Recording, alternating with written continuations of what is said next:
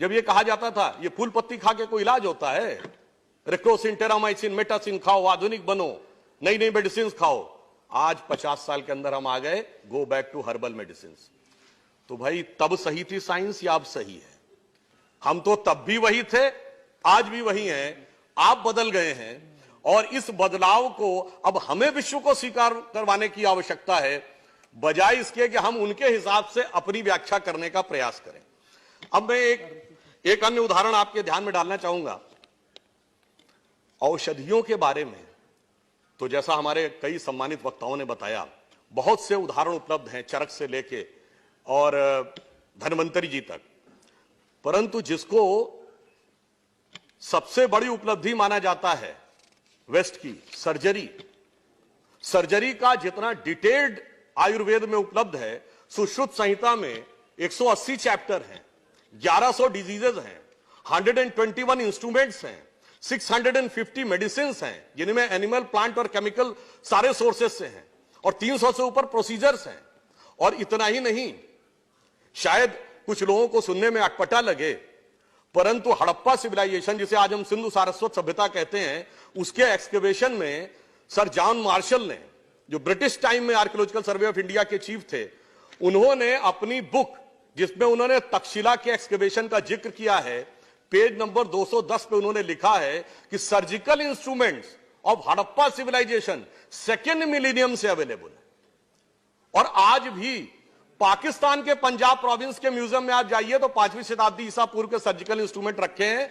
और पूर्व लोकसभा अध्यक्ष मीरा कुमार जी जब गई थी तो 2012 में उनके अखबारों ने इसको रिपोर्ट भी किया था। ये तो मैं सिर्फ ये कहने का प्रयास कर रहा हूं कि जो सर्जरी, जिसको बहुत बड़ा अचीवमेंट माना जाता है, एक तथ्य और आपके माध्यम से सदन के समक्ष रखना चाहूंगा कि लोग कहते हैं प्लास्टिक सर्जरी। लंदन से निकलने वाली एक बड़ी फेमस मैगजीन जिसका नाम था द जेंटलमैन, 1794 में, उसमें 2 डॉक्टर्स थॉमस क्रूजो और जेम्स पेंडिल ने बाकायदा एक आर्टिकल लिखा।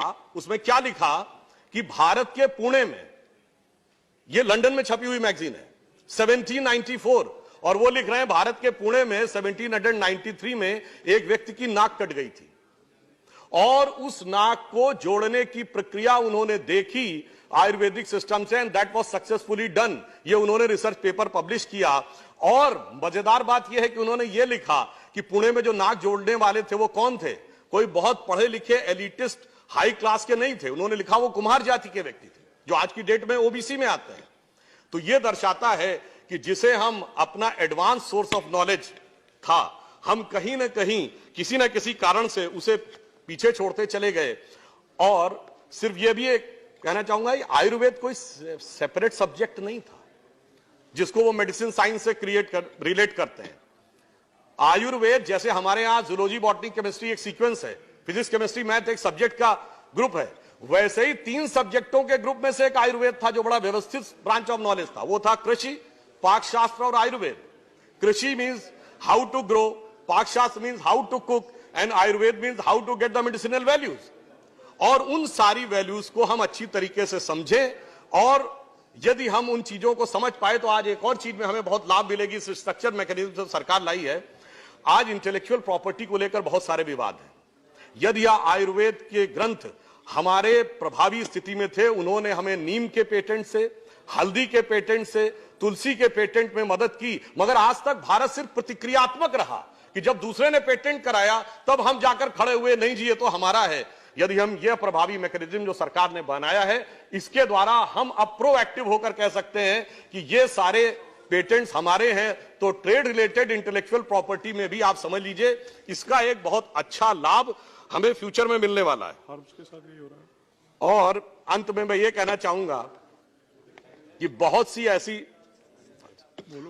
ऐसी दवाएं हैं जिसकी तरफ अगर हम ध्यान दें तो अगर हम केवल उनका साइंटिफिक नाम पढ़ लें तो हमें बहुत कुछ आसानी से समझ में आ जाता है। जैसे हृदय के लिए अर्जुन होता है, आप अर्जुनारिष्ट और अर्जुनासव आपने सुना होगा। यदि आपने केवल उसकी बोतल देख ली हो तो उसकी बोतल पे उसका साइंटिफिक नाम क्या लिखा है? टर्मिनेलिया अर्जुना। वो हार्ट के लिए प्रूवन है, and the name is Terminalia arjuna. तो ये अपने आप में इस बात को दर्शाता है कि जो हम कह रहे थे, अब छोटी सी बात, कॉमन भाषा में तुलसी के लिए होली बेसिल शब्द प्रयोग होता है। अब होली शब्द तो अंग्रेजी ने दिया है ना, हमने तो नहीं दिया है। फिर भी कहीं ना कहीं यह स्वीकारोक्ति है कि इसके अंदर कुछ महत्वपूर्ण चीज है। उदाहरण के लिए जिन जिन वनस्पतियों को हमारे यहां स्वास्थ्य की दृष्टि से और पूजा की दृष्टि से भी महत्वपूर्ण माना गया, पीपल का वृक्ष, पीपल के वृक्ष को होली फिग कहते हैं, मगर उसका साइंटिफिक नाम क्या है? फिकियस रिलीजियोसा।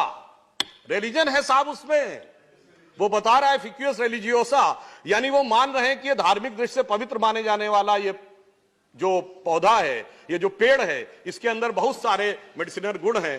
तो अंत में सिर्फ ये कहना चाहूंगा कि देखिए, इसमें गर्व करने की आवश्यकता है, सिर्फ इसीलिए नहीं कि यह आयु का विज्ञान है। कल विनय सहस्त्र बुद्धे जी ने हम लोगों की तरफ से जब शुरुआत करते हुए कहा था, तो उन्होंने एक बात कही थी ना, गर्व से कहो हम हैं। किसी दूसरी चीज के लिए कहा था, वो मत कहिए, क्योंकि जब कहा जाए गर्व से कहो हिंदू हैं तो वो ठीक नहीं लगता, इसलिए कहो गर्व से कहो हैं। मगर मैं कहना चाहूंगा, आयुर्वेद अथर्ववेद का हिस्सा है, and Atharvaveda is a religious text. Nowhere in the world you can find medical science as a part of the religious text. Nowhere you can find mathematics as a part of religious text. इसलिए मैं कहना चाहूंगा, ये जो हमारा ज्ञान है, ये सिर्फ भारत के लिए नहीं, गरीबों के लिए नहीं, सबसे एडवांस लेवल पे जो लोग बैठे हैं उनके लिए भी उतना ही प्रभावी है, और ये पूरे विश्व को आगे ले जाने की क्षमता रखता है। अमेरिकन काउंसिल ऑफ जो सर्जन्स हैं, उन्होंने सुश्रुत को सर्जरी का जनक माना है। मेलबर्न में, अमेरिका में क्या माना जा रहा है वो सबको पता है। यह पंक्ति कह के बात समाप्त करूंगा कि जो अटल जी ने कहा था, मेरे वेदों की ज्योति अमर, मेरे वेदों का ज्ञान अमर, मानव का के मन का अंधकार क्या कभी सामने सका ठहर, मेरे स्वर नभ में गहर गहर, सागर के जल में छहर छहर, इस कोने से उस कोने तक कर सकते जगती सौरभ में। आगे विनम्रता से साथ कहूंगा, हिंदू तन मन, हिंदू जीवन, रग रग हिंदू मेरा परिचय, यही जीवन शैली है। धन्यवाद।